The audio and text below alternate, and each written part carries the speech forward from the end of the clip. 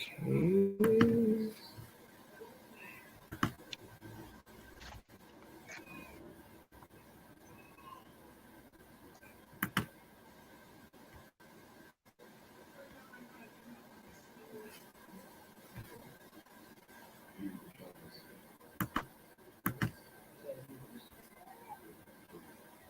Okay, I think we are Gucci. Yes. Are we Gucci? I think so. Okay. I think we're Gucci. Hey y'all. We live. Right. Just wanted to say if you're on Instagram, we can't see your comments, so like I gotta keep going back and forth to see your comments. So if you make a comment, I'm sorry. I just wanted to say that. If you make a comment and I don't see Okay. it, I'm very sorry because It's okay. this thing is being cray cray. But hey y'all, Happy what's Sunday. Happy Sunday. right? Hold on, let me get this banner going. Let me just edit this real quick. But yeah, man, happy Sunday. How was your Sunday, Shantae? It's going pretty well. I had a lot to do today, but it's beautiful outside. 70 degrees in New York City. You know, Right. I've personally been waiting for the spring to like show itself and make an appearance. So I'm super happy. I'm a spring baby. So I'm very, very happy with the weather right now. So yeah, my Sunday's going well. How about yours? Had a good Sunday so far. Went to go see some local YMCA action this morning. Yes, Um, yes, I saw that. my husband and my brother and also my cousin play on the same team at the YMCA.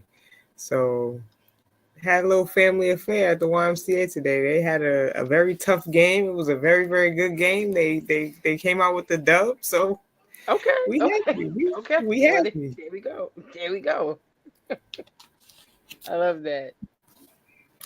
So it's been a pretty eventful Sunday. I'm hyped. I'm hyped to get into what we got to talk to today Facts. because I was gonna call it what was it? I had a nickname for it, but I'm not gonna say it because I forgot it, and it's gonna be corny if I get it wrong, Oh, and I don't want to do that. So okay. yeah, Got you. y'all. Yeah, I even said anything. But we here. It's the weekly recap. Um, as always, I am Brittany, aka Wellness Brit. This is my co-host, Shantae, hey y'all. and together we make up 21 titles. Essentially, we are a development and consulting firm. We really are here to empower the next generation of student athletes, and kind of be a resource to them on their journeys, as they develop as people, first and foremost, and also players. So we love to kind of keep our community in the know about things that we deem or we feel is important to keep you abreast about, especially with NIL going on. Always have, you know, latest deals and, negotiations that happen there. Obviously, women's basketball, we just finished covering the NCAA tournament, which was extremely exciting. The numbers came out. Shantae is going to talk about that later on in the show. We talk about tech because tech is a sector that we feel is just kind of like leads the way and kind of dictates what's going to happen in the economy, essentially. And then lastly, we kind of finish up with some culture. So thank you for tuning in and tapping in with us today. And we hope to give you some value. So let's get into it. Let's jump right in. So there's been a lot of just movement. Like Brittany said, college basketball is over. I'm personally sad about that because I am a heavy college basketball watcher. So is Brittany. And I think I can speak on behalf of both of us by saying that we're both sad that the season is over, but we are looking forward to seeing how these young women transition into the WNBA. But nonetheless, um, just want to go back to the national championship. South Carolina obviously defeated Iowa, um, but the Yeah. numbers, the viewership for that game was tremendous, right? Um, it was the most viewed women's or men's March Madness game this year. And it was the most viewed basketball game, period, in men's or women's for the last 5 years. And it averaged 18.7 million viewers and peaked at 24 million viewers. That is ridiculous. Yeah. Just want to highlight those numbers because, like Brittany and I have been saying for weeks, well, honestly, beyond weeks, like since a year or two ago on our Yeah. lives, Yeah. the numbers have always been there, and we've also seen a steady increase in the number of viewers each year. Um, and so women's basketball and just women's sports, as we always say, is here, and it's not going anywhere. And we believe that it's going to continue to grow, and these numbers just demonstrate that. And it's just beautiful to see that many people, like Brittany and I talked about, like everybody was excited to watch that game.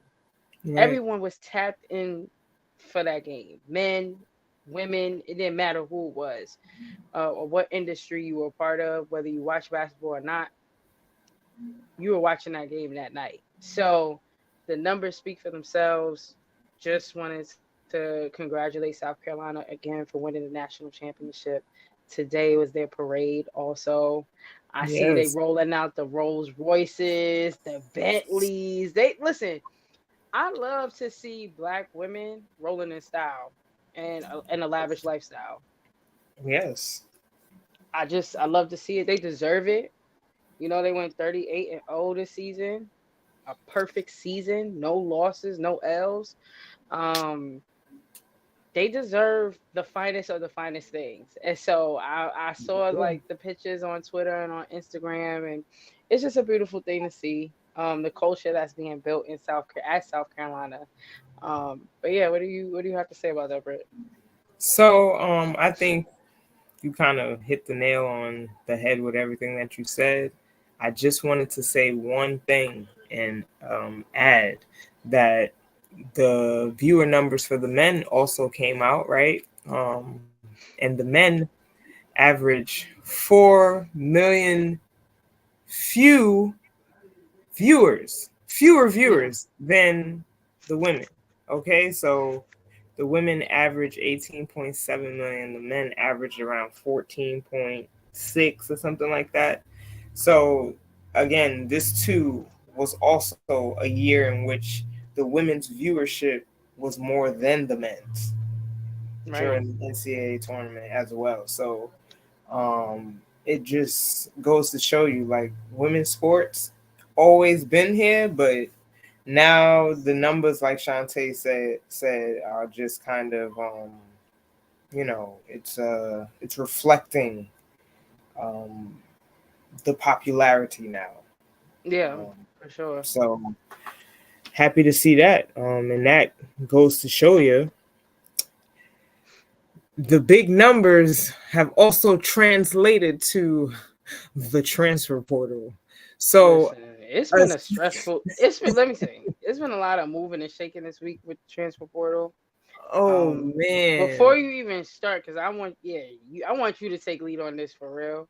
But like, I also, well, I just wanted to say, I I commend a lot of those young women for making those moves because, first of all, your business is being put on Front Street, really, because it's being put on Front Street, Right. and then you have a limited amount of time to find a new home.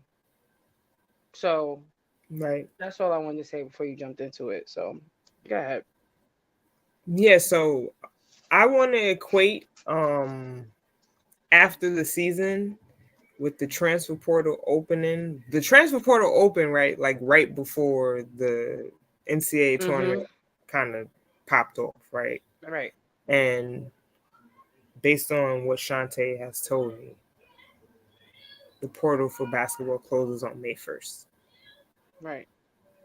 So we essentially have maybe a little more than 2 more weeks left for Which the isn't a portal. lot of time, you know? It's Not not. a lot of time to make a big decision. A big decision.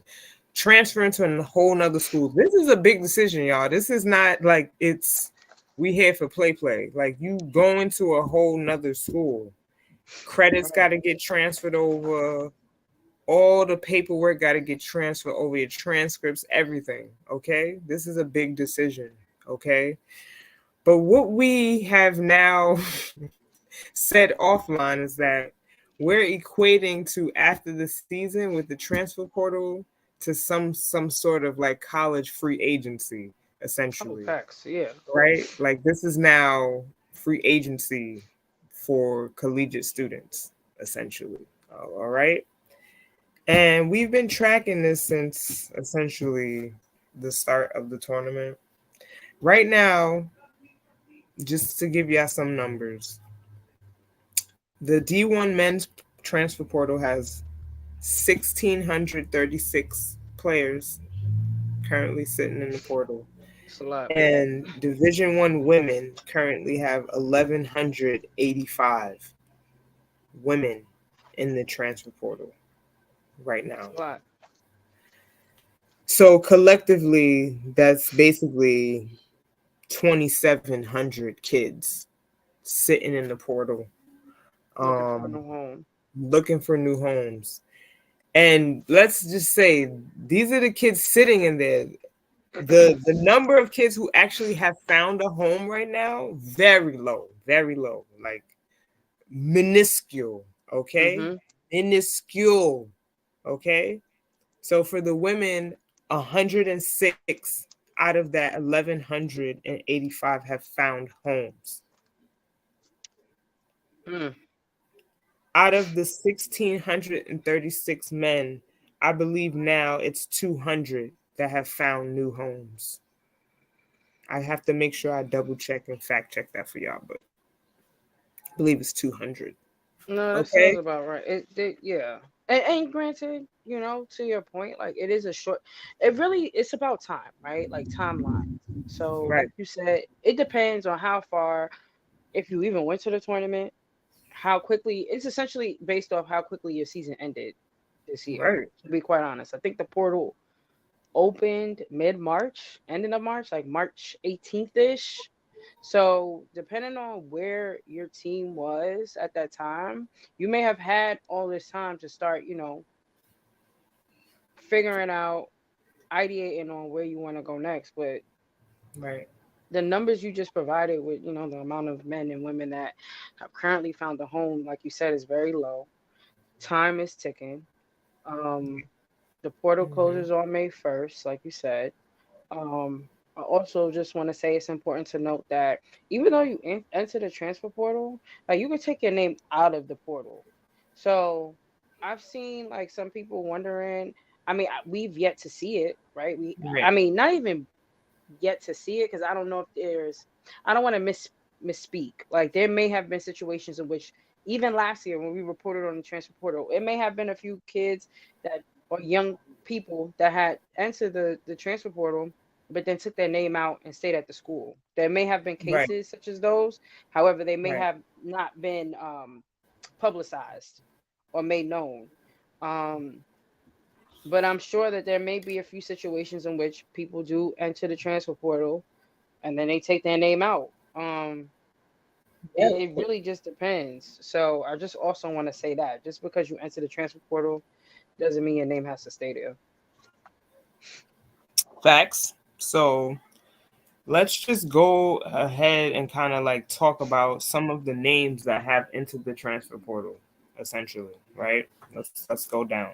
So this was a big, like, in the beginning of the transfer portal opening, this name was big name for me, Talia Scott, Thanks. freshman out of Arkansas. Uh, you know, did not know that she was going to enter the transfer portal. Obviously, it just Yeah, happened, right? And she just committed to Auburn, right? that's a big I think pickup for this is a Auburn. great pickup for them. I think offline we said that this is a great pickup in light of Honesty graduating, Yes, Honesty Scott yes, graduating. So they're a good team. Like yeah, yeah. throughout this season, like Mm-hmm. they gave LSU a loss. It was always a battle when they faced LSU. Right. Auburn is a really good team. Um, I think that Johnny Harris, shouts to her, head coach there. She does a great job with those young women as well. Um, and I think, yeah, like you said, it's a really good pickup for Auburn to get to Leah. I think she was averaging almost 20 points a game this past season. Um, Yes. and yeah, with the loss of Honesty, this is a great pickup to kind of just move right in right into that Mhm. place. So Right. I think Auburn's going to be a really solid team yet again for the 2024-2025 season. No, that's a fact. I think, and the coach, she's building a culture over there.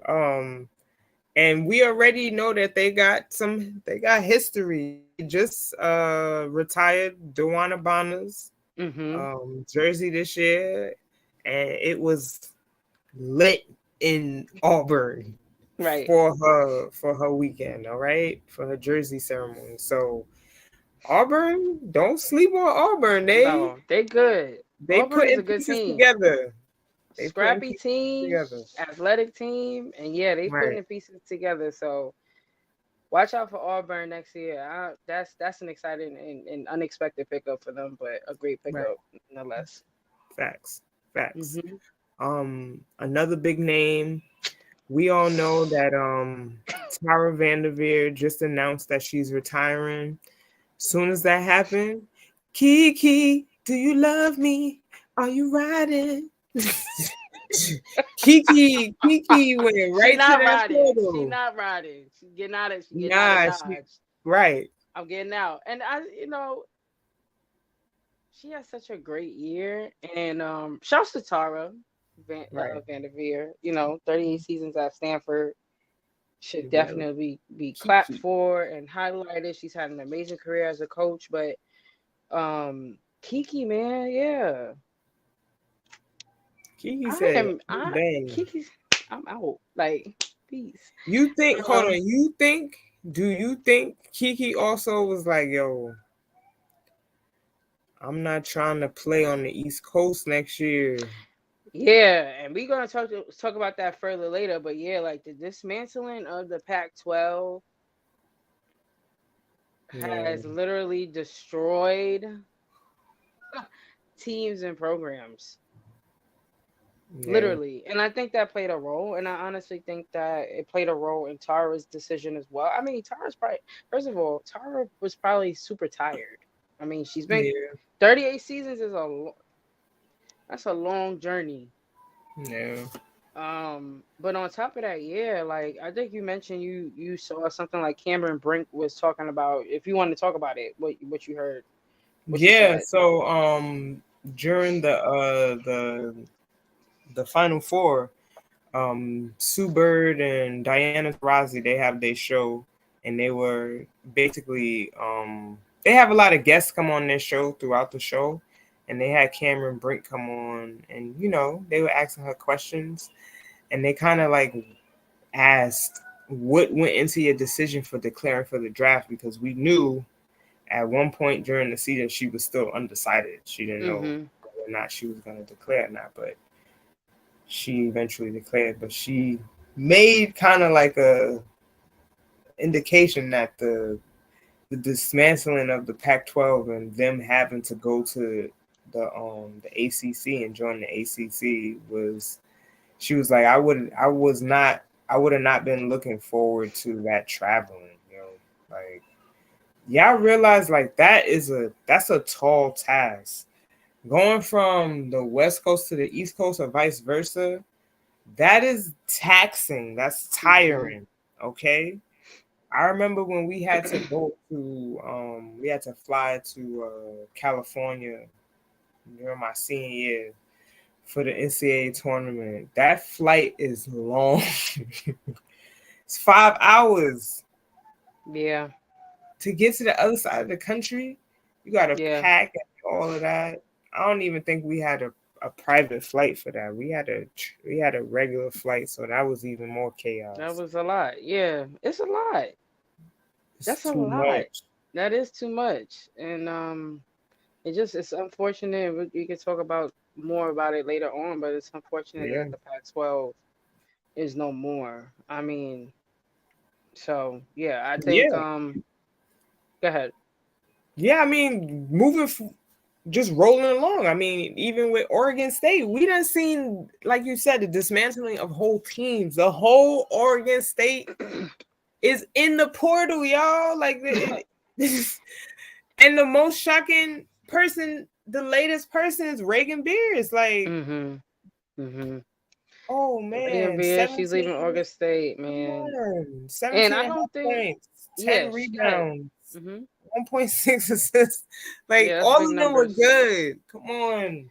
And I don't know if she has like a no contact tag. And I feel like I may have seen that. I could be wrong, but I feel like I saw that. And so if y'all don't know, when a lot of these players have the no contact tag on their name in the portal, essentially that means that they've been in contact with a specific school. Somebody.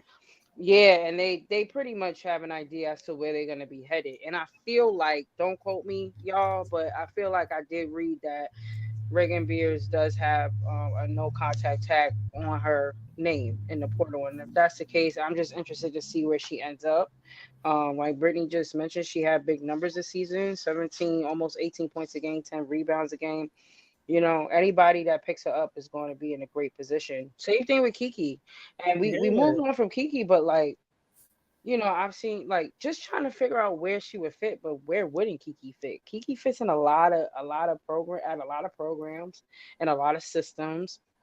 It would be dope to see her, I guess, still remain in the old Pac-12. That's what I'm gonna refer to all the old Pac-12 teams. But Right. if she goes, I saw people talking about if she goes to UCLA, that'd be a crazy bunch. She'll be playing next to Lauren Betts and Kiki Rice, and they got a great team at UCLA. I saw people talk about USC. That'd be even crazier if she was on that team, right? Juju. With Juju, and then these new freshmen coming in, and it would wherever Kiki lands, she's gonna do an amazing job. She had almost 19 and a half points this season and 11 rebounds and 2.3 assists. Like, the girl gets the numbers up. She got the numbers. Excited to see where she lands, but RIP to the Pac-12 is really unfortunate. It gets me upset because the Pac-12 was arguably the best conference this season, the most competitive, conference this season. Facts. Pac-12. It's a shame. Yeah, it It is. really, really is. It really is. But moving along, this was Shantae's girl, Janiyah Barker, is leaving Texas A&M. I know this was a blow. This was a blind side. I was I shocked, know yo. I know this was a blind side because this I was a was blind shocked. side for us. I was shocked. I was like, oh, that's a big loss for Texas A&M. Yeah. Um, but I think she has a lot. She has a lot more to do. I think that she is to me. She's a great player. I don't think she had enough eyes on her last season nor the season before that. This season she averaged 12.7 rebounds and 1.4 assists. She's a big girl. She's tall. She can handle the rock. She can shoot the ball. She got a mid-range game. You could give it to her in the post. She does a lot of different things. And although Texas A&M was a great team this year. I think that I'm excited to see where she lands because I feel like she deserves more spotlight than she has been getting for the past 2 years. She deserves more. And I think that if she makes the right move this season, she can land somewhere where she can kill and get the recognition that I think she deserves. Yeah, I mean, she was a sleeper at Texas A&M for real. Like I felt like she was a sleeper. Like you said, she wasn't really getting the publicity that And I that's think also she because Texas deserved. A&M, yeah, they didn't. I mean, their games were public, like they were on TV, but I don't feel like people watched Texas A&M enough, Right, to really keep their eye on her. You right. know, so I think yeah, Joni Ray and I mean it's Joni Taylor, excuse me, hmm and Chelsea Newton, they just got there I think 2 years ago. So like they're rebuilding Texas A&M right now too. So like, she just came, they both just came from Georgia. So like, they're doing a great rebuilding. job. They are. They for sure are. So I hope they get somebody to kind of, fill in. You can't really replace Janiyah Barker because she's just a dog. She is a But dog. to get someone that can, help fill the void, I hope Texas A&M can get somebody. Mhm. Mhm. Moving along, Natalia Marshall. This was a big shocker for me. Leaving Notre Dame. She's from New York. Christ the King alum. Shout out to Coach Ock. I know Coach Ock.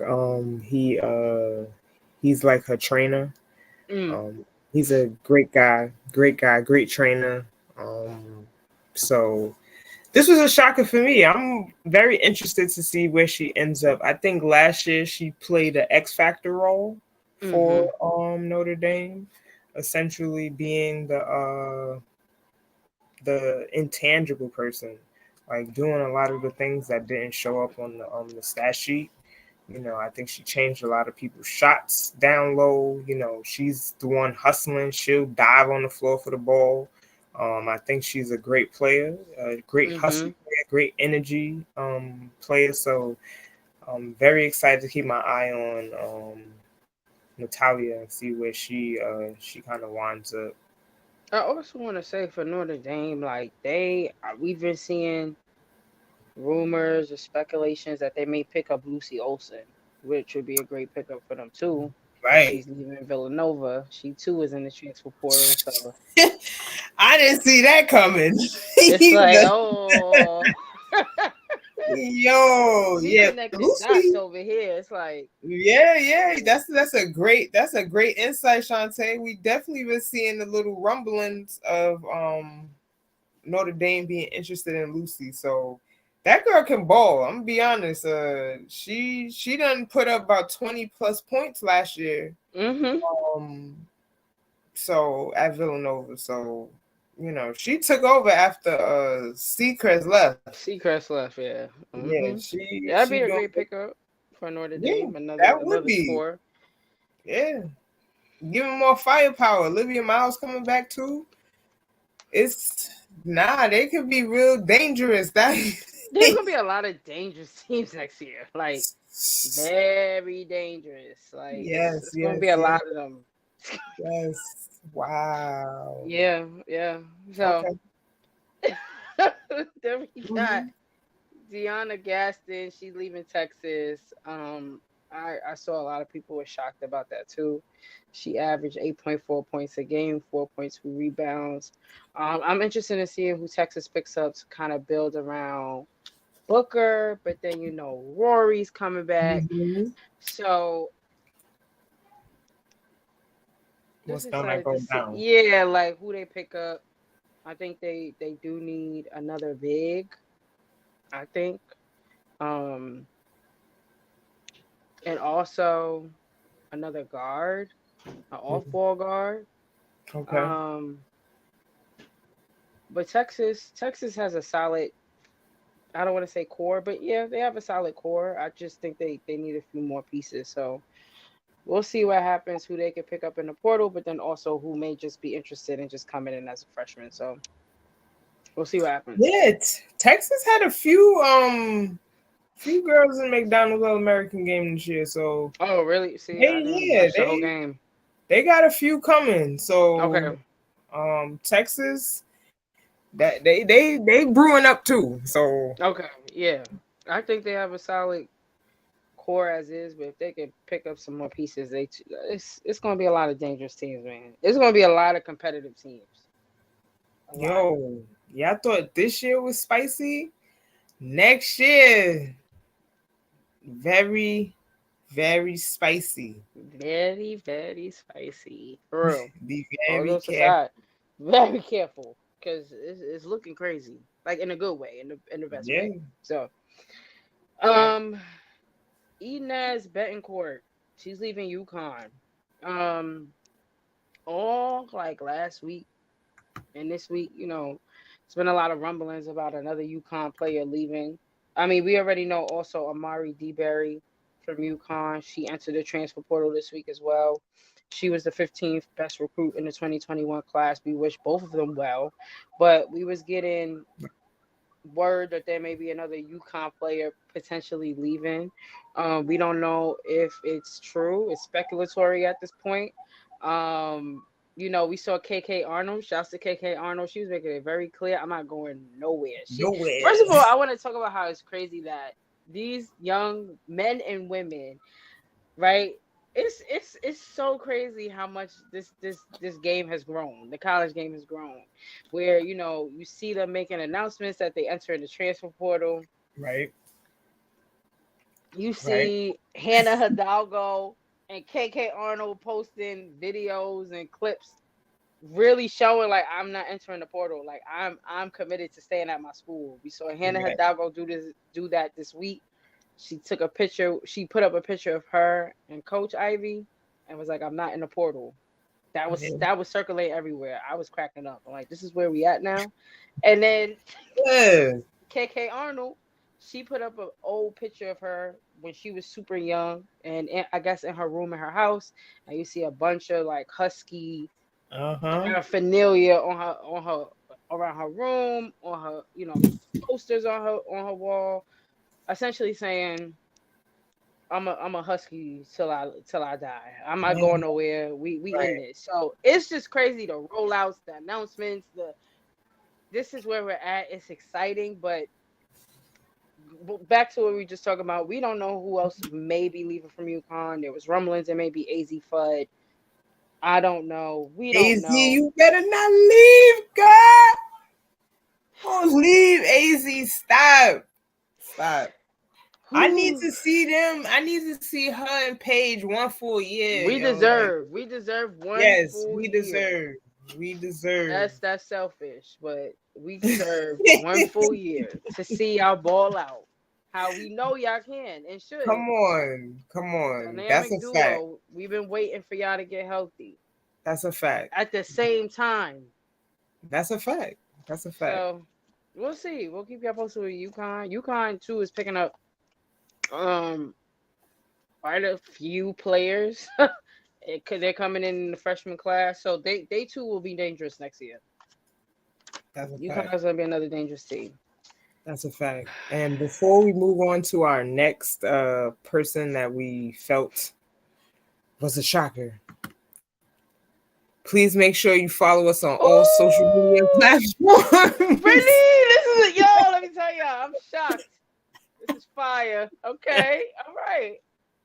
We everywhere. Up. Come on, I see it. I see all of y'all in here, so I need y'all to follow.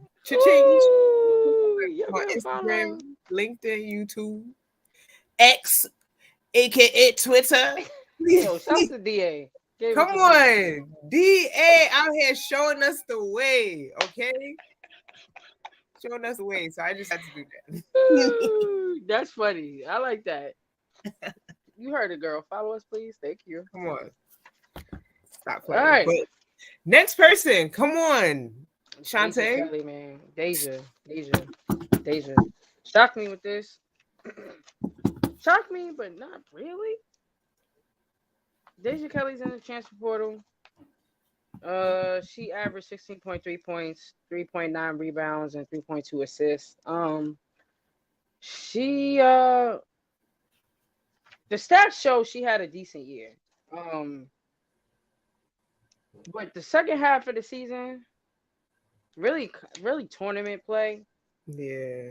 She struggled during the tournament. And Brittany Mm. mentioned last week, with the WNBA in comparison to the NBA, they don't really have the opportunity to really turn it around, right? They don't have an opportunity to be interviewed, have conversations, go to practices, all those things are kind of missing in the process for these young women transferring into the league. And so with that being said, I think her and I don't want to compare the two because obviously their situations are different, but I don't know. I just feel like there's some type of like synergy between the two of them with Haley Van Lith and Deja Kelly. I feel like they entered the portal to kind of, for lack of better words, to redeem themselves for this year for this year that they had, so that they could be in a better position to market themselves for maybe next year when they may want to enter the league. Okay. I ain't got nothing else to say. We'll have to see. I mean, again, just because Deja entered the portal doesn't mean that she will be going anywhere. We'll have to see how that goes. Yeah, I mean, I also seen I seen the report that said she may the option is not off the table for her to return back to UNC. Like, right. So she may come back, y'all. Shantae made that point earlier when we started discussing the transfer portal, that you can come back to the school essentially. Like, you could opt out. Like, if you felt sometime, you was like, yeah, I'm gonna test the waters. Nah, you can come back. You can come back. So again, the time period is really small for them to do that. Right. If you miss it, like I said, the transfer portal for just basketball, not all other sports, but basketball ends May 1st. So the time is ticking. There's not a lot of time, but yeah, that's where we're at. Before we leave just the transfer portal conversation, I think it's just important for us to talk a little bit about, what our opinions about the pros and cons of like the portal. Do we think that, this is this is now the third year of the transfer portal, I believe. And every year the numbers pick up tremendously. Yeah, I think what do you think? This is our first time really. I think last year was kind of like we were on it, but this year we've been really seeing a lot of the numbers, the kids really flooding to the transfer portal. And I just have a question, what are the reasons? I would like to hear some of the reasons for why some of the kids are entering the transfer portal. I don't want to just assume, obviously, because some of them were top tier key players on teams that they're leaving. Essentially, yeah, like with Calipari leaving and going to Arkansas, for the men, y'all. Right. He's been at Kentucky for years. Right. He left to go to Arkansas, but that changes the game because I think he had the number one recruit coming into Kentucky for the 2024-2025 season. However, now he decommitted. So, I mean, we've also seen that on the women's side with Virginia Tech. Kenny Brooks. And, Kenny Brooks. And then, the team essentially following Kenny to Kentucky as well. So it's like, it has an effect on everybody. Right. But yeah, to your point, I don't want to assume either. I would think that the reasonings are vast. Like They're a little, across they're the spectrum. scattered. Yeah, Yes. they're scattered because it's like, yeah, I would love also, maybe we can have, I'm thinking of a few people we could talk offline, or maybe a few people we can have come up here and or conversations we can have with some of these student athletes and ask, you Yeah. know, what was your thinking behind it? Um, I think some reasons may be more clearer than others, but yeah, it. I would think they just scattered. I think it's. Yeah, I mean, like, there's some situations, right, where if you play well during the tourney and you put on, and you a low major cat, this is now the opportunity. You may have potential to go to a high mid major, a higher major, Mhm. Mhm. essentially, a higher division, Right. like Power Five, essentially now, like. So I could see kids doing that, but like, if you're already the person on the team, and then you going, what other opportunity are you looking for? Like, Mm. I just want to have that conversation and know like what is going on in the thought process, and who is also advising and helping these kids make their decisions to get into the transfer portal. Because like we said, there are a lot of kids in the transfer portal, but not too many have got to another school yet, or have committed to another school right now. There's a lot of kids just sitting in there in limbo. And I'm sad to say that a lot of kids are just going to be sitting there in limbo. And a lot of them are not going to find a school before the deadline. Like, that's going to be the reality of things, essentially, you know? Mhm. Mhm. So, like, who's advising y'all on making these decisions? And I really just want to know that. But like, the effect Shantae said the transfer portal has had overall, right? So many different things. There's so many different factors, right? Like we said, the dismantling of an entire conference. The Pac-12 is basically done. Like, It's done. It is done. done. Oregon State, the whole team is in the portal. And the crazy thing is, we seen a tweet by what's her name, Ovon Hoffman, Yeah. in which she said they all made this decision. They collectively sat down and made these decisions together. Like, they wanted to do this. So, Right. And I um, think that and I I think think yeah. go ahead, go Go ahead. ahead. Go ahead. Like, I think it just it's just hard, Chauncey. It's hard. It's hard to it's hard to see, because like, after the season, me and you talking like, yo, man, Oregon State, yo, they coming back next year at the same team, Elite Eight. They could push for the Final Four, and then for us to see all of them into the transfer portal, It was man. heartbreaking to watch.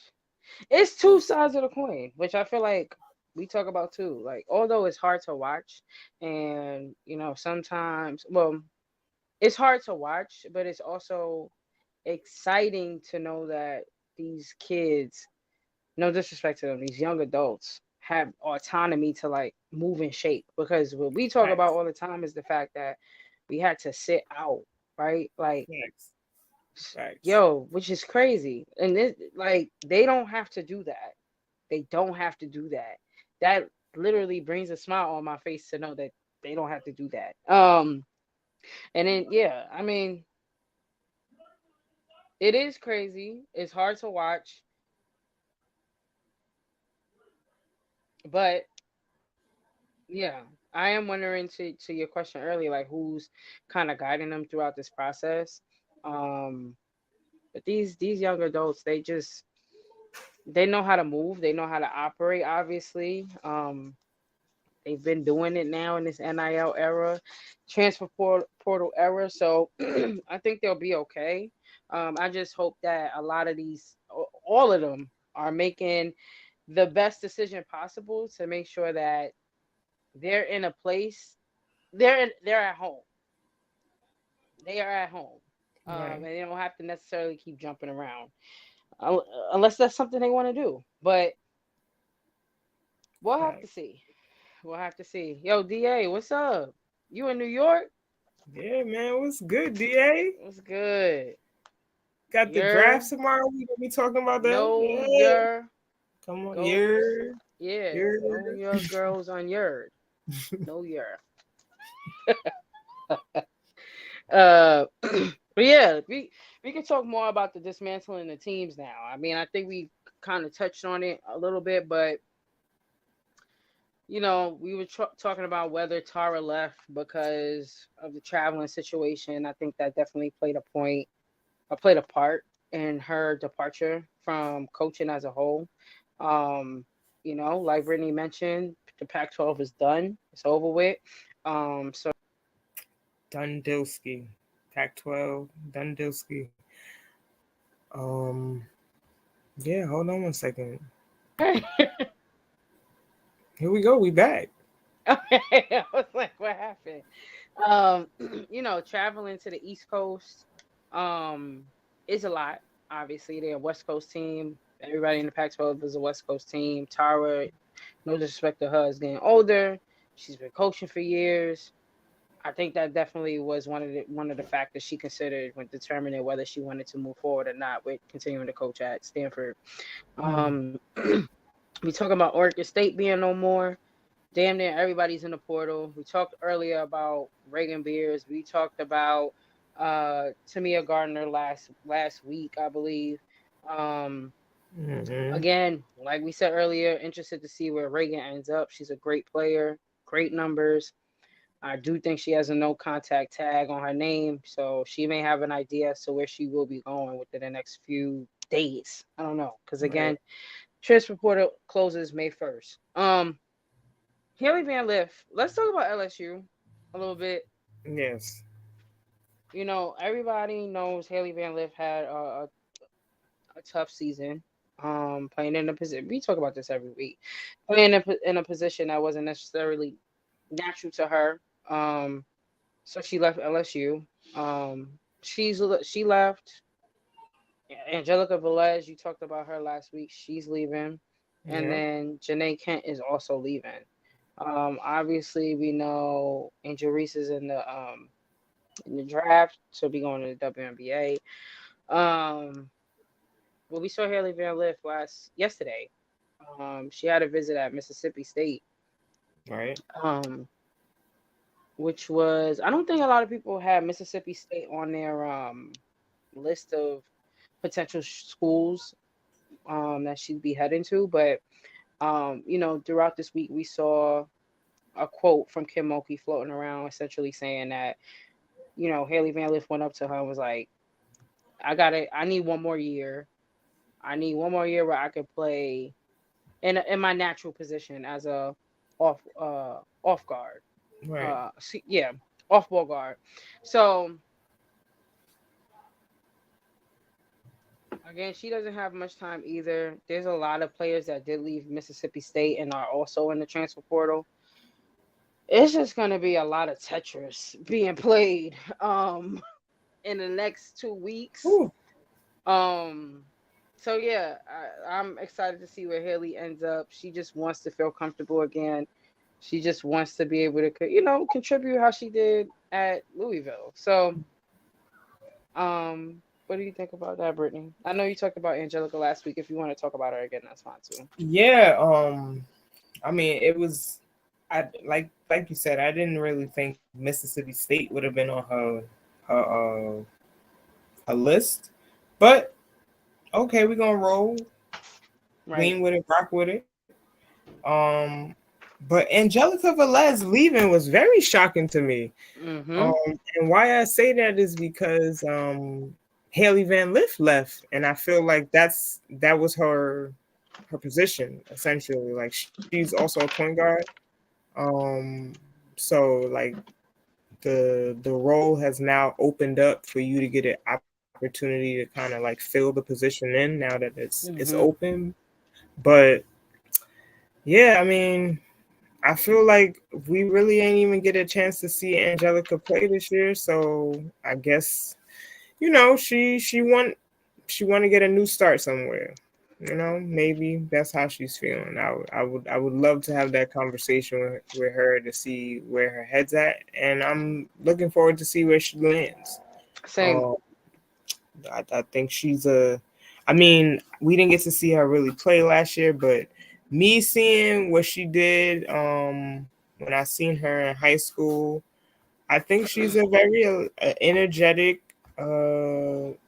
gritty player. I mean, she's from the She's in New Bronx. York City. I'm about to say she's a New York City Yeah, player. She like plays like she's from the East Coast. If right. that makes sense. She's Like, a dog. So wishing her luck and wishing that she hoping that she finds somebody before the deadline is put in place. So yeah. looking forward to that.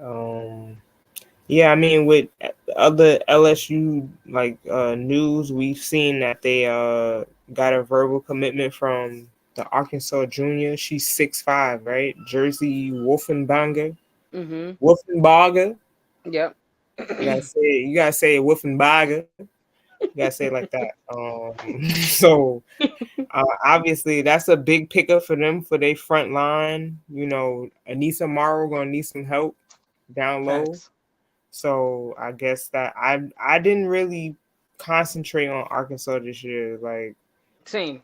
so I really can't tell you if that's a good team or not, or Mhm. with. So we just gonna roll with that, and then Samaya Smith, she coming back from her knee injury. This is Yeah. gonna be a big, big, big pickup for them. Her coming back. I mean, she was having a great sophomore campaign and then got hurt. So Right. hopefully she could just pick up from that, Right. and continue to get it popping. Mhm. They gonna need her. What's the other center they got? Del Rosario. Yeah, Aaliyah. Yep. Yeah, Aaliyah Del Rosario. I mean, she's gonna be a rising sophomore. She definitely looked much comfortable towards like the latter part of the season. Oh yeah, for sure. Like, You saw because in that. the beginning, she like all freshmen, we look like deer in headlights. We don't know what's going on. So Right. it was great to see her kind of make her presence felt and see her getting more comfortable. So it's it's a lot going on at LSU, but I It mean, is. always drama there. Okay. Drama, but I hope that they can pick up the pieces. They have, like Brittany said, Anise is coming back. Florge is going to be coming back. They have last year Poa coming back.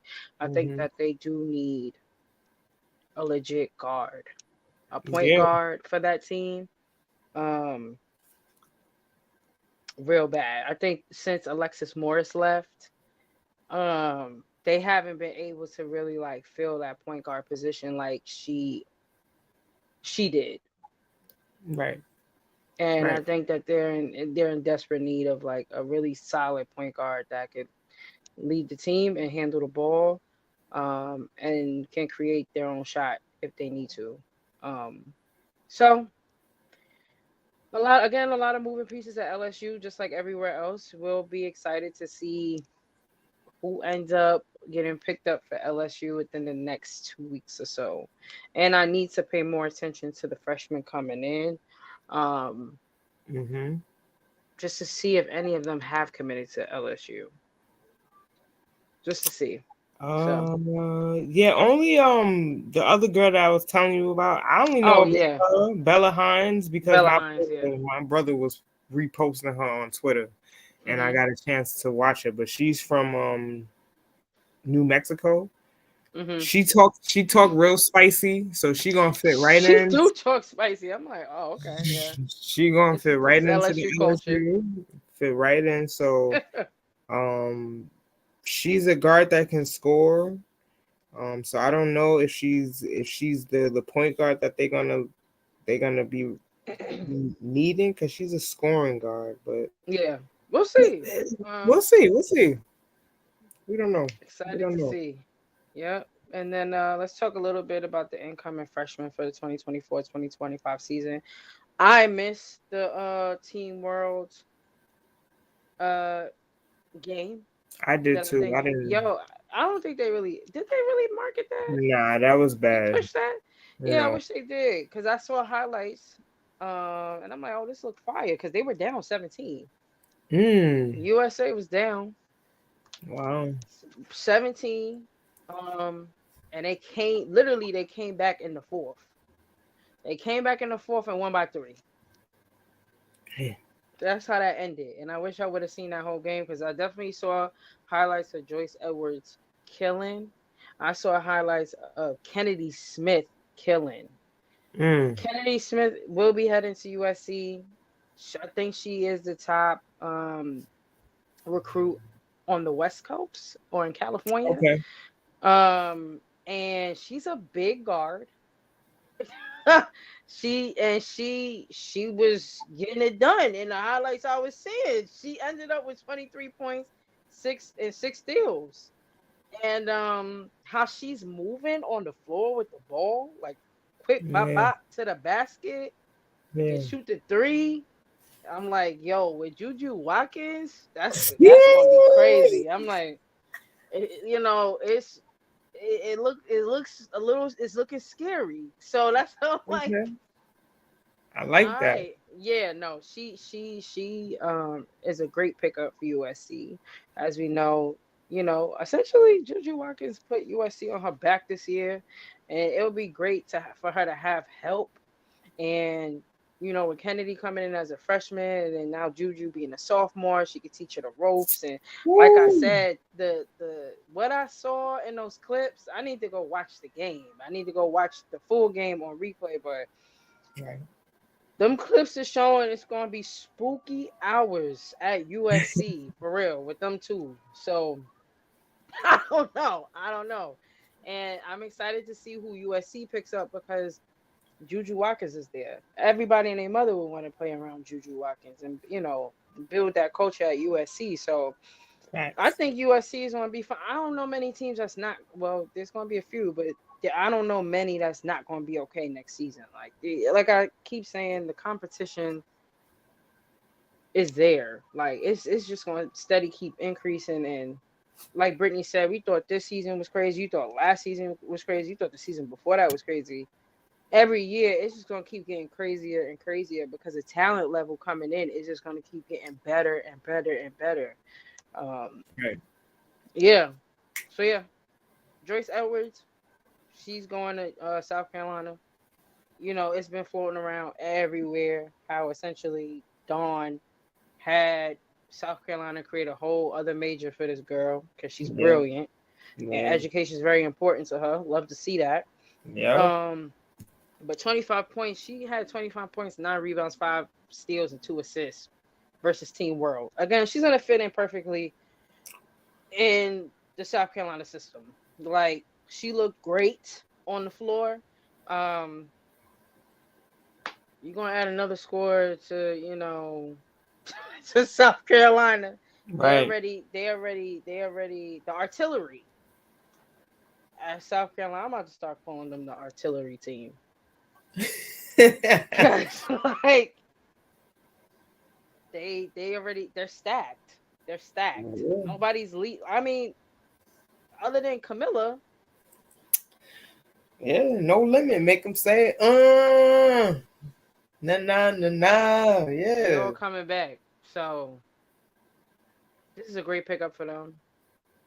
She did great. You talked about Bella Hines.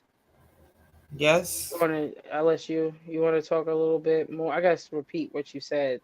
Just so people are made aware. Bella Hines, she's coming to LSU. She committed on April 2nd.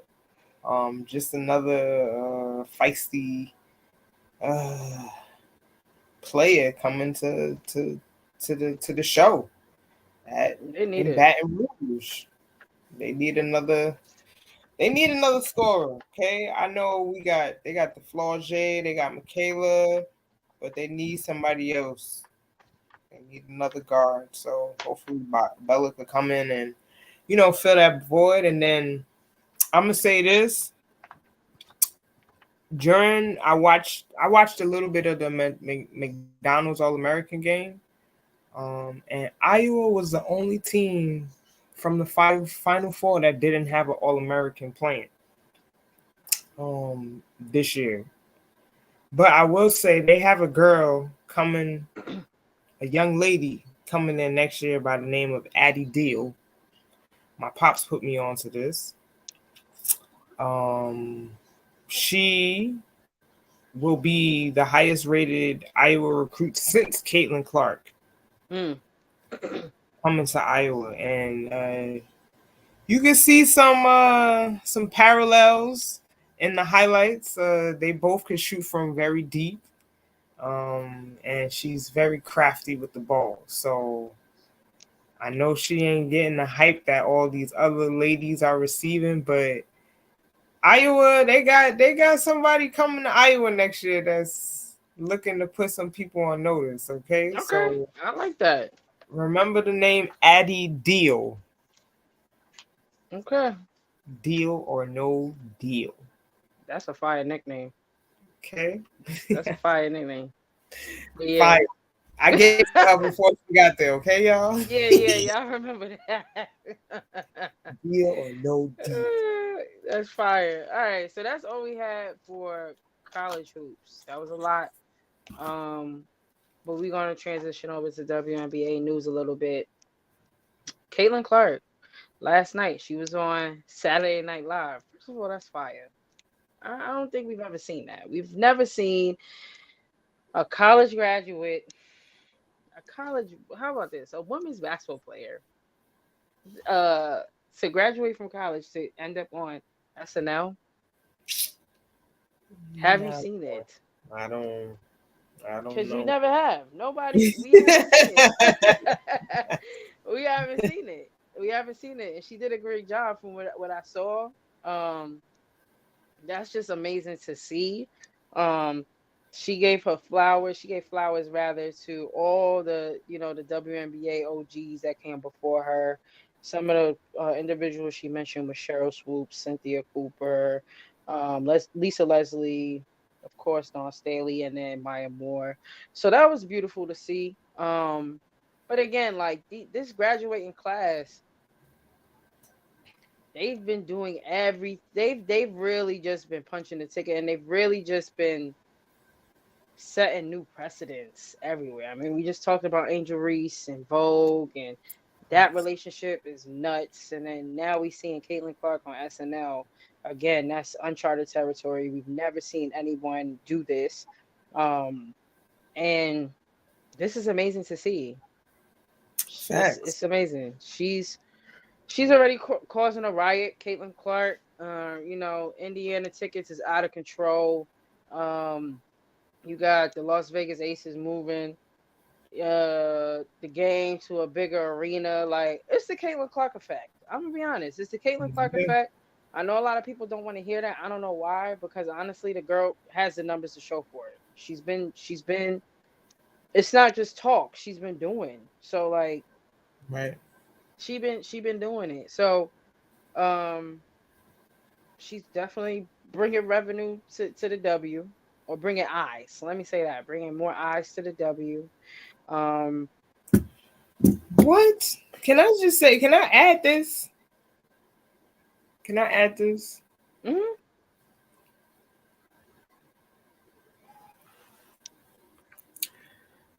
Last year, the Indiana Fever had one national broadcasted game. Really? This year,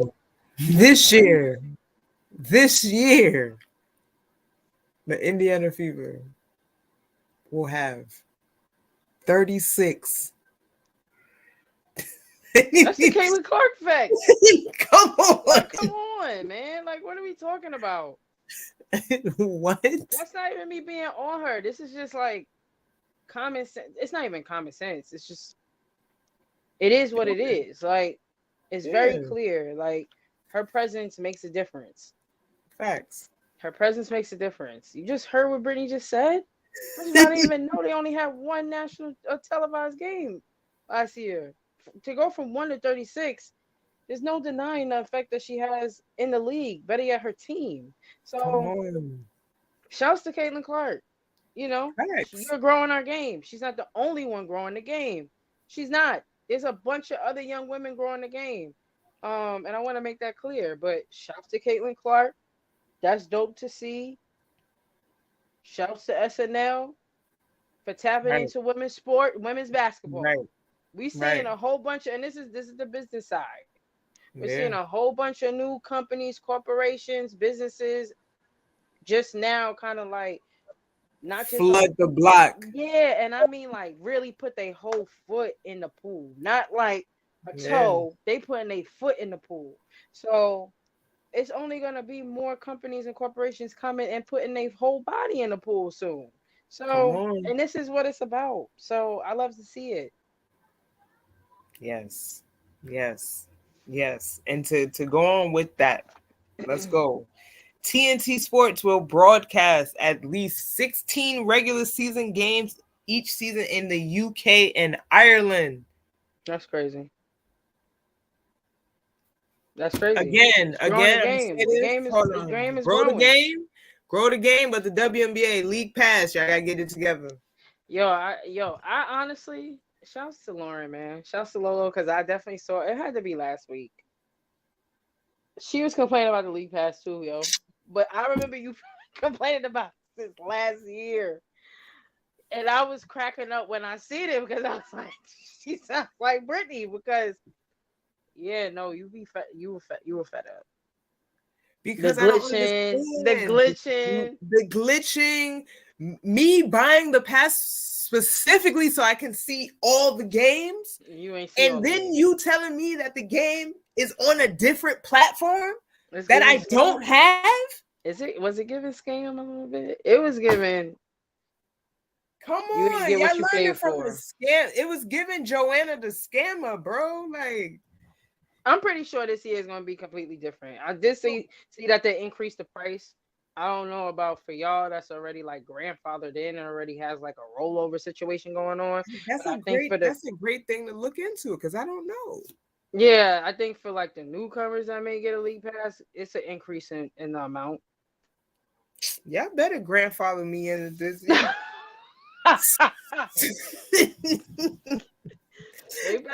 I'm just playing. I'm just playing. No, you're not, and that's okay because no, you're not, and that's all right. But I would think that it's going to be a lot. It's going to be better production this year. It's going to Please, be better because production because the look, pressure's on. we need better on. and everything. Because if we get in a production like y'all had at NBA All-Star Game with the WNBA on the side, Hennessy giving us camera over here, like how y'all Hennessy and we getting this? Yo, that's exactly what we was getting. Come on. That's exactly what we was getting on a stick, yo. Y'all got it. That was crazy, but I think that again, I think because of the numbers and because like how like I'm telling you, I think we're gonna see a lot of things different this year. I don't know about the charter fight. Like I know this wasn't even on the thing for us to talk about, but even with the charter flight situation, y'all have at this point, they're gonna have to implement that because what are y'all gonna tell Caitlin? It's Caitlin Clark, right? It's Angel Reese. She worked with Vogue, y'all. Y'all crazy. Y'all have me on the commercial It's Cameron flight. Brink. It's Cameron Brink. It's Camilla. Come on. Are y'all telling me that y'all not gonna I'm telling you, some change is gonna be made because these women are about to change the whole game. I'm gonna be honest. That's a fact. There's no way all the little girls in the airport are gonna see Caitlin Clark on the line and not flood. Like, are y'all crazy? Are y'all nuts? So she's not. Get them charter flights, all right? Stop they're playing. Gonna change the game. Them young women entering the WNBA. Shouts to y'all. Y'all don't even know y'all policy changers. Y'all policy changers. Y'all are game changers, and I think that the WNBA is going to be forced to like make those changes sooner rather than later. So, yeah, back to TNT. The fans will be able to watch at least 16 regular season WNBA games each season live and on demand via TNT Sports and Discovery Plus as the 12 teams battle it out for the WNBA championship. TNT Sports will broadcast weekend WNBA games in prime time during the regular season. In addition to regular season games, TNT Sports will broadcast select games from the WNBA playoffs, WNBA finals, and the annual WNBA All-Star game. This is amazing. You're getting live coverage across the globe. That's crazy. That's a big deal. This is a very big deal. And again, just goes to what we're talking about, just the expansion of the league and the fact that more people want to keep, watch these women play. So yeah, shouts to TNT Sports for making this happen and the WNBA. Facts. Speaking about the WNBA, tomorrow is the draft. Y'all better make sure y'all watching. Yo, this is the new tomorrow's generation. The draft. Come on. Yeah, I think obviously we got Caitlin Clark going number 1 to Indiana. We got Cameron Brink. This is all mock. So we got Cameron Brink going to the Los Angeles Sparks at number 2. Camila Cardoso going to Chicago Sky at 3. I know that there was the Sky swapped their 2024 WNBA draft pick prospects with the Lynx in the trade. So the Chicago Sky acquired the 7th overall pick in the 2024 WNBA draft and center Milik from the Minnesota Lynx today. This all happened today. The Lynx in turn received the 8th overall pick, which honestly right now is slated to be Angel Reese. So it looks like the Lynx may be trying to get Angel Reese. So yeah, in turn, the Lynx would receive the 8th overall pick in the draft. Also Sika Cone, and Chicago's second round selection in the 2025 draft and the rights to swap the Sky's first round pick in 2026. I saw some talks. Again, this is a mock draft. Like, we'll see how it goes. But I saw some people saying, what if Angel Reese goes 6 and then she'll end up in Washington, and that'll be fire too because she'll be playing at home. She's from the DMV area. She played at Maryland for the first year of her career. That would be dope for her to come back home. I don't think that would necessarily be terrible for her. I know that my girl left. Okay, Natasha Cloud is no longer a Mystic. But it'd be dope to see Angel Reese there, and they need some help on, some bigs, get some boards down there. So I'm not mad at that. But I still like to say I need to watch the draft tomorrow. Aaliyah Edwards is supposed to be going 5th to the Dallas Wings. JC Sheldon from Ohio State, she's supposed to be going to the Washington Mystics. But, again, I don't know. Again, Angel Reese going 8th, Chicago Sky. A girl, Alyssa Pearley, Dallas Wings, number 9. Charisma Osborne, New York Liberty. Listen, I'm paying attention to who the Liberty get. Charisma, I was very high on Charisma last year, and then this year, I feel like she had a down year. I don't know, but I'm hoping you get it right, girl. But I like her. She a two-way player. She can shoot. Charisma. She can defend. She's she's about 5'9", but she gritty. So that's a stretch. Like, but yeah. And then Daisha Fair, it is, I think. Daisha Fair going 10th, supposed to be going 10th to the Connecticut Sun, which would be great to see her at, where we would love to see her at. So yeah, I mean, some of our colleagues will be there tomorrow. We got DA pulling up. We got Lolo pulling up to the draft. So can't wait to hear how that experience was when they go tomorrow. But tap in for the draft at 7:15. I love the marketing. See, I've been paying attention to the WNBA's Instagram page. I love the marketing they're doing with like showing the behind the scenes of these draft the these young women that are supposed to be drafted coming in and like getting their gear and stuff and getting their paperwork together and all that behind the scenes stuff is important, Right. right? Right. Because it keeps building anticipation. Everybody, this is going to be such a anticipated draft. This is highly anticipated, and of course, marketing is super important at this time. We saw Angel Reese at the Knick game. It's all these things. Like everybody's Yeah. having eyes on all these women. That's To a see what they're fact. doing, how they preparing. Right. We saw Angel getting her shots up.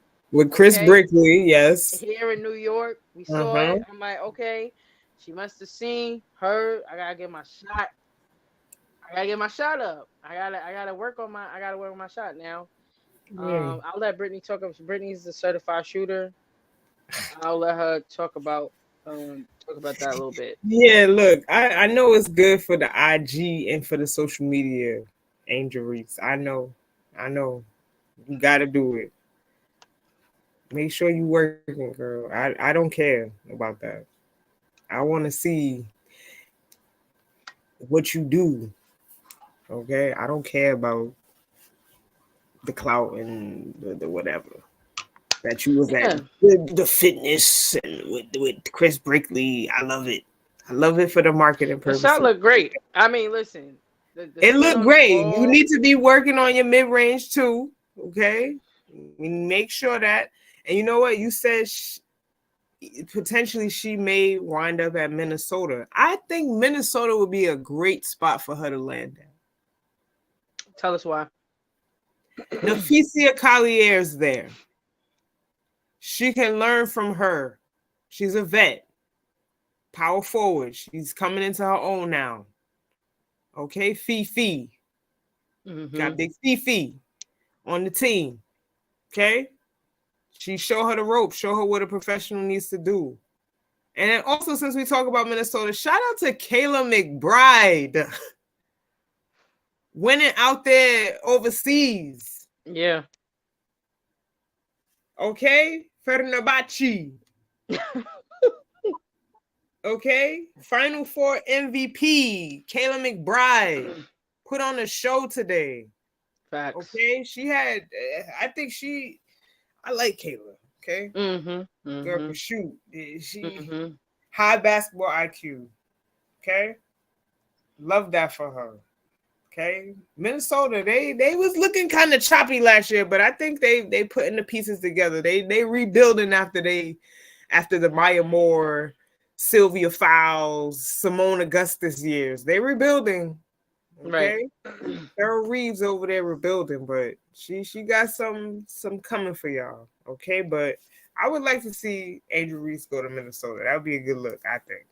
We'll see what happens. And then, you talked about overseas, and I thought about Liz Cambridge because, that was floating around. Liz was wilding a little bit, but we don't know the whole story, right? Because, I didn't play overseas, y'all. I didn't. My basketball career ended in college. I stopped hooping in college. That was it. But not only do I hear Brittany saying, just, in the league itself, in the shouts to everybody, all the young women or women in the WNBA that was telling their welcome to the league stories. I think that's important. That was dope to like read and to hear, right? Because everybody had a crazy story for the most part. And I think Brittany also had a crazy. I mean, I feel like y'all all have experience like, Yeah, oh, I'm playing with the big girls. Like I'm not playing in college no more. I'm playing with women. And so I still like to say again, I didn't play overseas, but the way Liz was throwing her arms yesterday, I yeah, need more. I'm not gonna say she was. I can't. Liz was Lizzing. Let me start there. Liz was Lizzing, right? But I don't know the full story. Like I don't know how aggressive they was playing her. right. Brittany has told me it gets aggressive overseas. They don't care. You They don't don't. get calls as an American. I mean, these are things that I've heard you say, but it's not just you. It's a ton of other people that we know that have played overseas that have said similar things that I've heard. So Yeah. Liz was listening. I need more context. The end. Those snippets look wild. but I can't. They looked wild. Facts.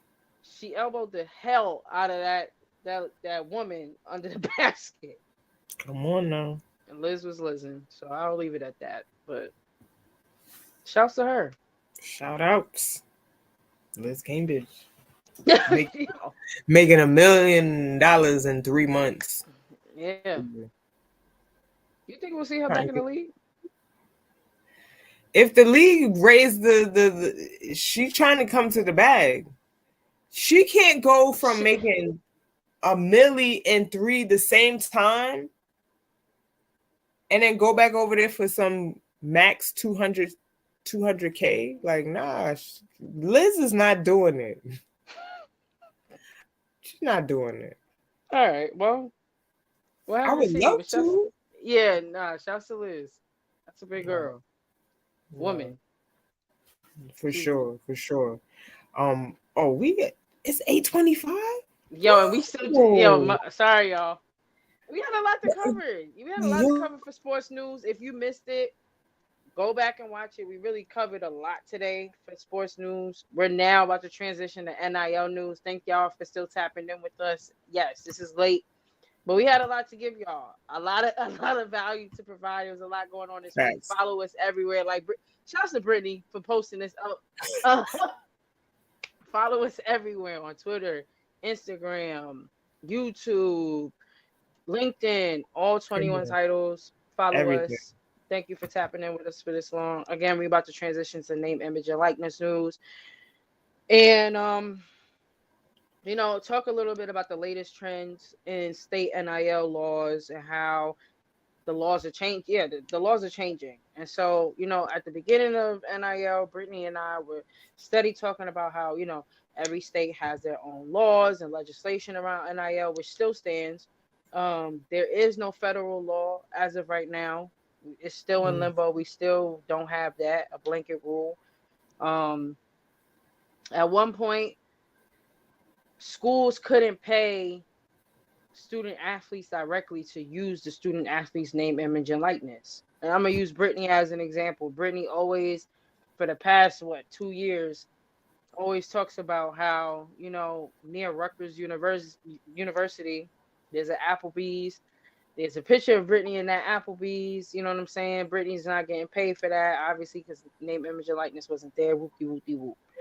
Long story less long. Now, state legislatures are now making a conscious move to allow universities to pay student athletes directly to use their name, image, and likeness, like marketing and campaigns and all of that, which is cool for student athletes because now it's like, y'all gotta pay me. Y'all gotta pay me to use my name, image, and likeness and all of the things. So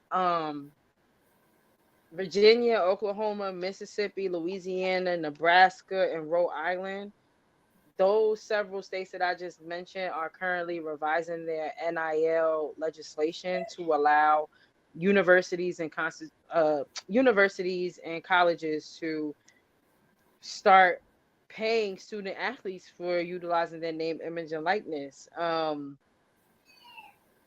This is we've never seen this before. Like I just mentioned, at one point, universities could not get involved in NIL at all. Right. At all. So we've seen this shift happen in 2 years, 3 years. It took us 3 years to get here. So I wanted to hear your thoughts about that. And I think before you say anything, I also want to say that I feel like if I was the NCAA, I would feel like I'm losing control every day. The NCAA is losing its grasp on the current model every day. It's literally slipping through their fingers every day between all of these cases, these lawsuits happening that's pending right now with the NCAA, between over at Dartmouth, the men's basketball team, they're now considered employees and they can unionize. It's the NCAA model is about a few feet out the door. So I know it's getting a little crazy and they a little nervous. But anyway, I wanted to know your thoughts about, this current legislation changing. Look, like you said, this is a game changer, okay? Being able to get directly paid from the universities, I mean, that unprecedented. Okay. I would have loved that if I was when I was in school. Like we literally had to rely on Pell Grants. Yeah, facts. And if your parents made too much money, you wasn't getting anything. Yeah. That little Okay? refund. Yeah, little refund. That little Little refund. refund Yeah, little that held you refund. down. Yeah. Mm-hmm. Little Pookie refund. That was crazy. That's really crazy how they. All right. Y'all That really be was pimping. Y'all was pimping us. right. Y'all been pimping students student athletes for a long time. I don't care what nobody say. That's pimping 101. Right.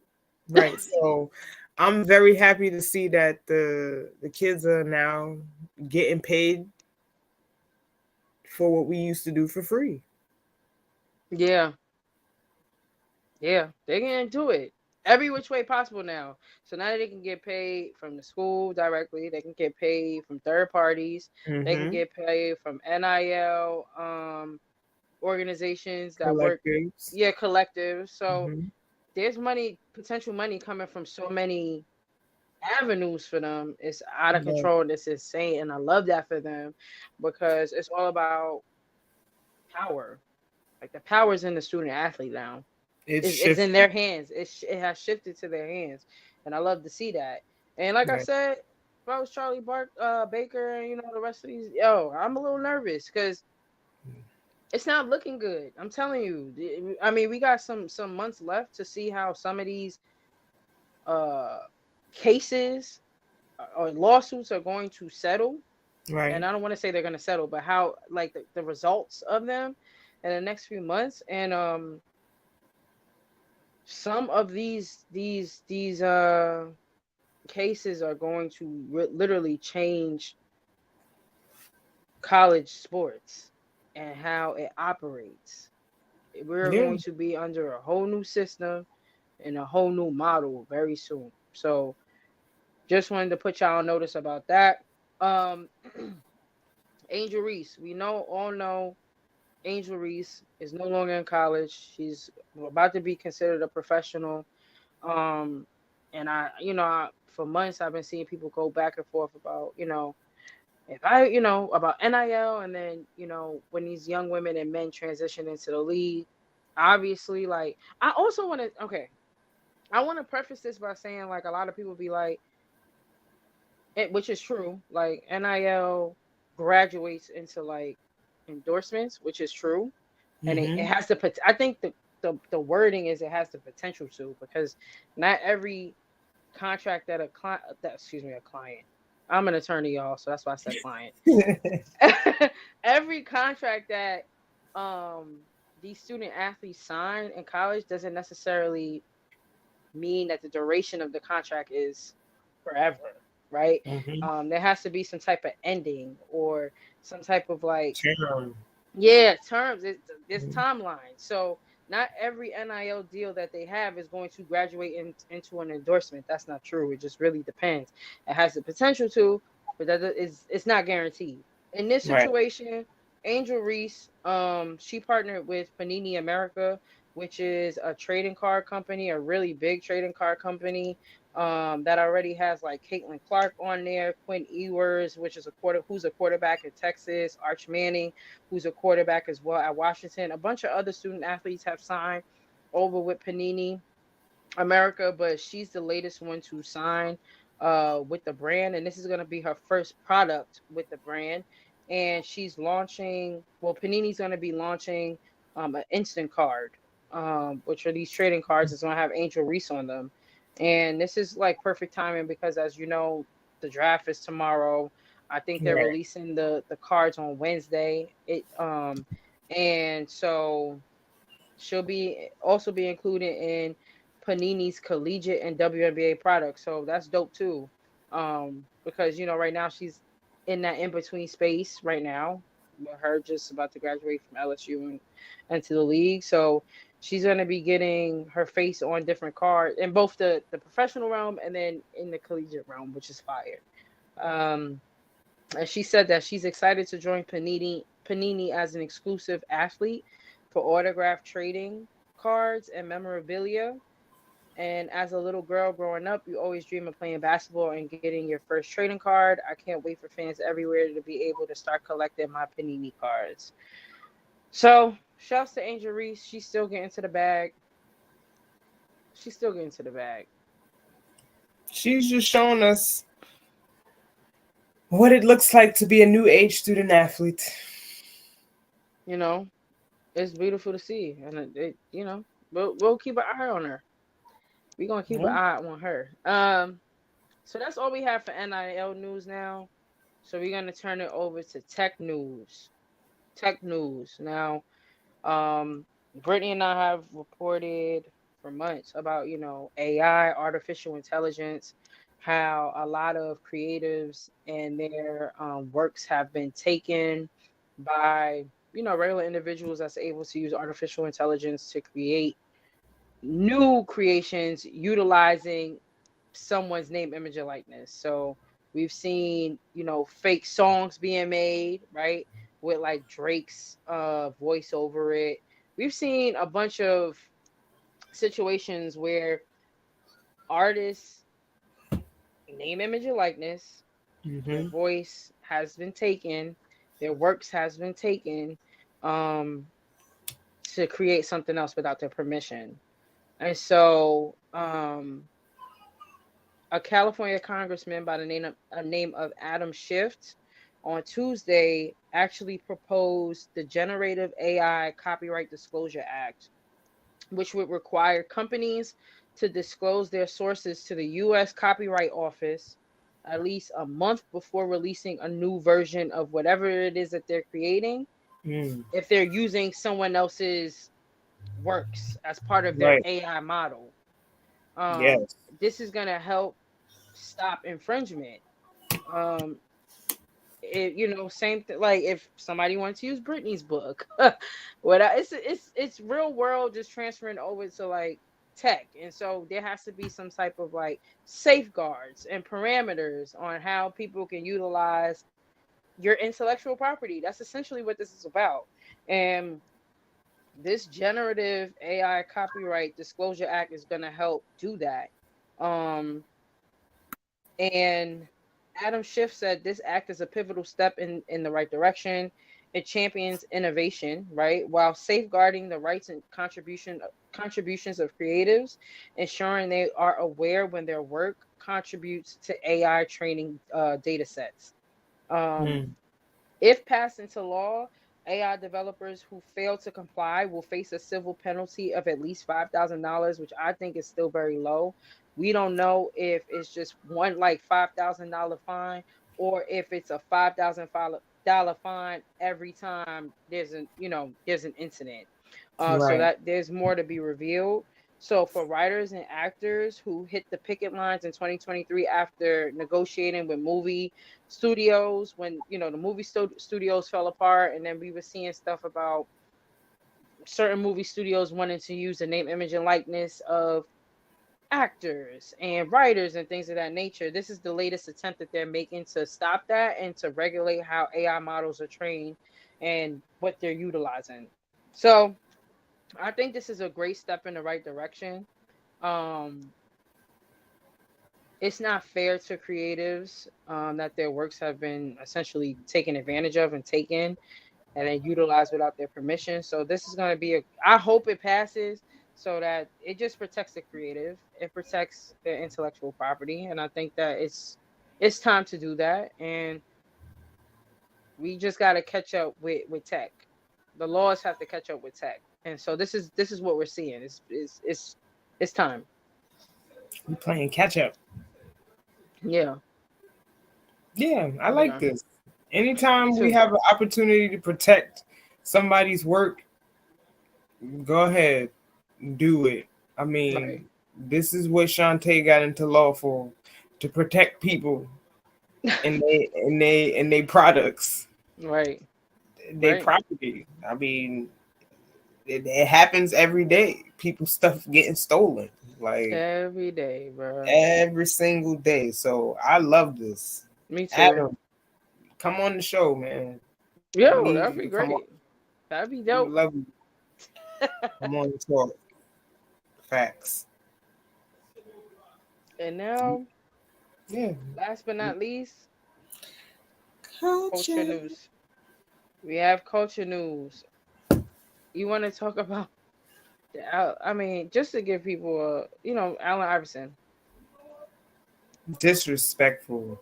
I know a lot of people didn't like the statue. If y'all didn't know, this week the Sixers commemorated Allen Iverson by giving him a statue on the Legends Walk outside of the Sixers team's facility in Camden. And first of all, I want to say a lot of the trophies they had out there look beyond just Allen Iverson's. They don't really look like the players themselves. So I know a lot of people were like coming and leaving comments on Instagram about how AI's statue didn't look like him, and I'm not even gonna tell y'all what they said he looked like. They just said the internet be bugging, man. I'll be honest. Undefeated And crazy, but nonetheless, like AI was very grateful and gracious. He was crying during his speech. So that was a beautiful thing to see. He's very deserving of this. Obviously, his journey has been nothing short of like amazing and very relatable to a lot of us growing up in inner cities around the globe. And we're just happy that he's able to get he deserves his flowers. I think Brittany and I also talked about a few months ago how they're going to be doing a whole new documentary on him. It's going to be led by Shaq and I think Steph Curry's media production companies. So I hope that they do it right, and really allow him to tell the story in which in ways in which he would love to. Right. But yeah, the statue, it didn't really look like him. It's him doing a crossover, obviously, and it don't really look like him. The braids look a little crazy. Yo, I'm gonna be honest. We need more cultural sculptors because yes, you hit it right on the head. Cultural sculptors. Yeah. Because I don't know. It. And you know what's crazy? Because when they took the thing off, the owner, what's his name? I forget the owner's name of the 76ers. He looked so proud of the statue, like. And AI looking at it, AI son that joint. He was like, "Yeah, what is it?" Yeah.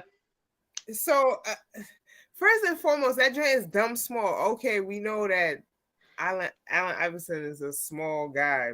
All right, but give him a deserving statue, y'all. First and foremost, y'all put this outside of the 76ers Legends Walk.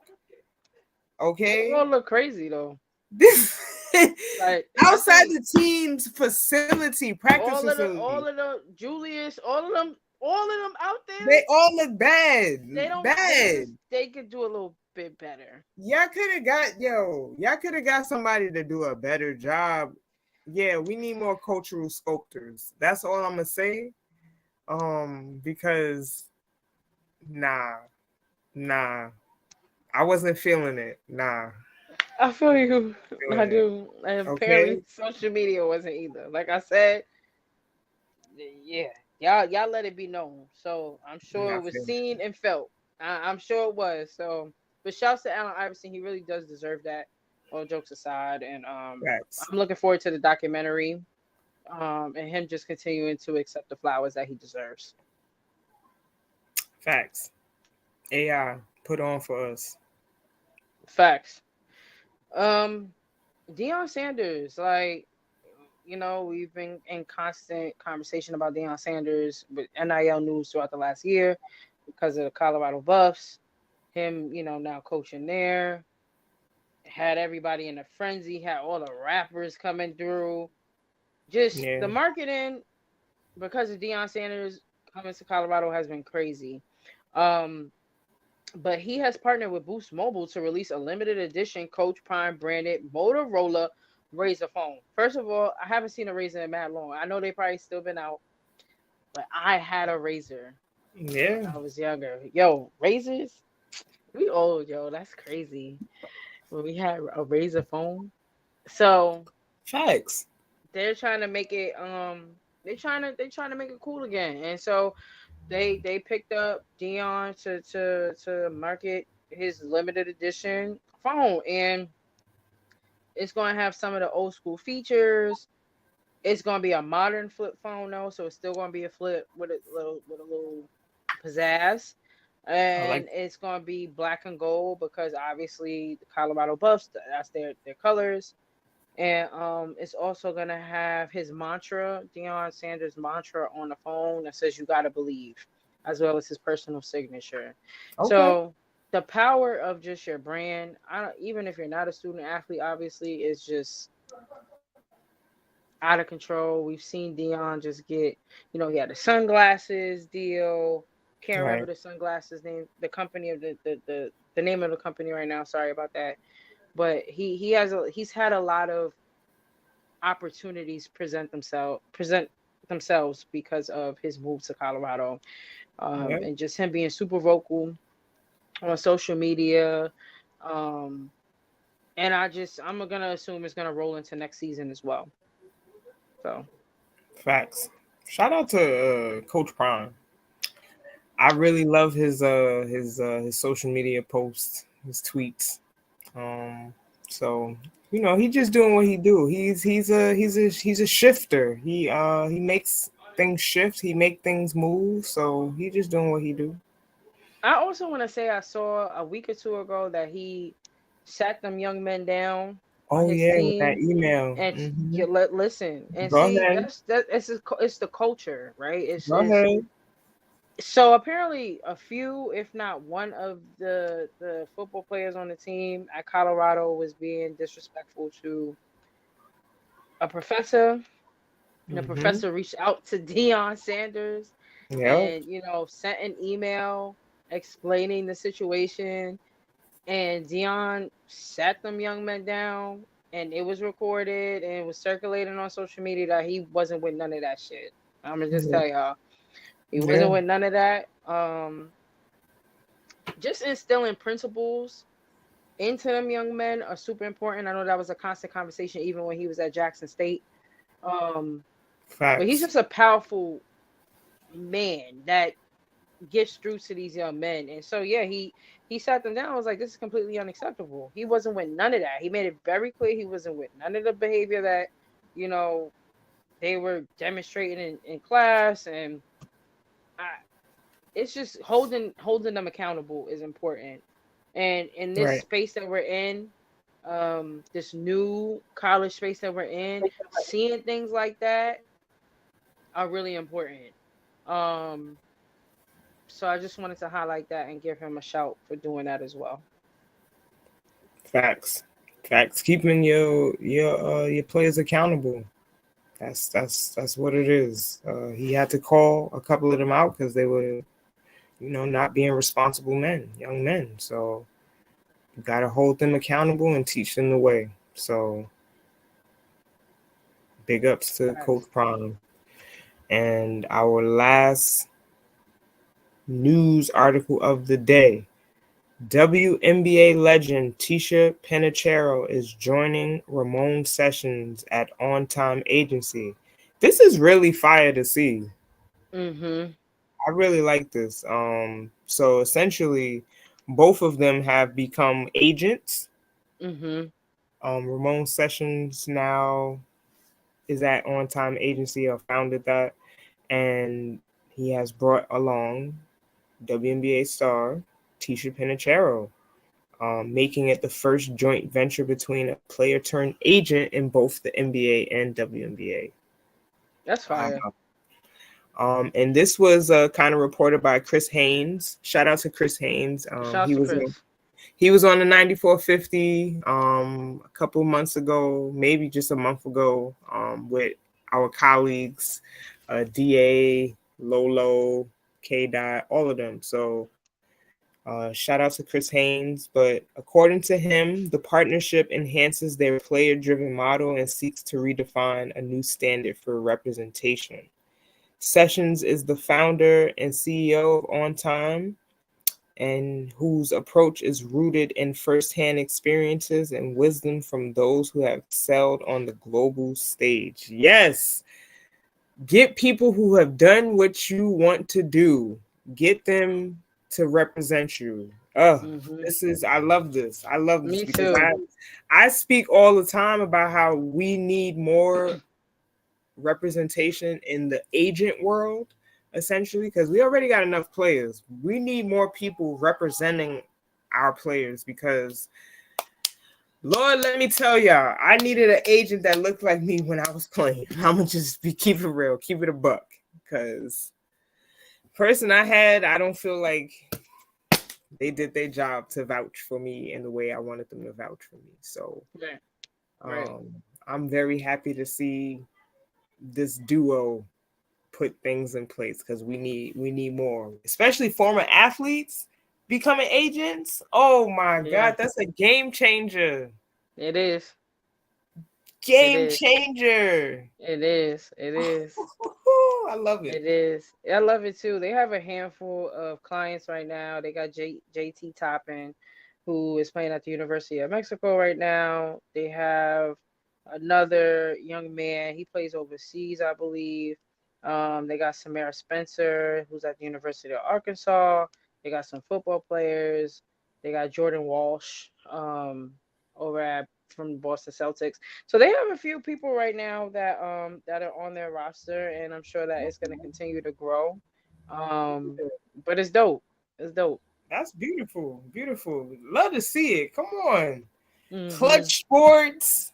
We love to see it. Come on, bring on the name. And I think you would like this too. So some of their services is contract negotiations, business development, and marketing, name, image, and likeness. But they have a wealth management planning, right, which is really important. But then they have a health and wellness and sports medicine service as well. They have those services. They got client and family services, which is important. Yes. They got social media and brand strategy, community and public relations, sports analytics, and then legal consultation. So they about to just cover the whole nine for you as a typical agency is supposed to do. But I'm gonna keep an eye on Time Agency. I think this is fire. I love their website too. Check them out. We're not getting paid to support them, obviously, but it looked good, and you should check it out. Facts. That wraps up our show, y'all. We've been here for a little bit, but thank y'all. Thank y'all for tapping in with us every week. Yeah. I don't think we're gonna be here next week because next week is the Jordan Brand Classic, y'all. So it is. We may be attending that. So we'll get back to y'all, but we'll see y'all very, very soon. Yes. As always, please make sure again, y'all following. I feel so confident. I feel so accomplished having made this. It's gonna get better too, y'all. Okay, this is the first one. But as always, please make sure y'all following us on all social media platforms: Twitter, Instagram, LinkedIn, YouTube, Facebook. We getting that together. But everywhere else, you know. Facts. Please follow us. Follow the 9450. Facts over there too. We got some joints cooking. Shouts to our people over at the 9450. Follow us everywhere. And yeah, we'll be back in another week or two. Again, hopefully we'll go to the Jordan Brand Classic, and then we'll come back and report up and coming players that are going to be coming out of not only the city but different places. So I hope we can get that to y'all so we can report back. Facts. And with that, have a beautiful Sunday evening, y'all. Peace. Peace.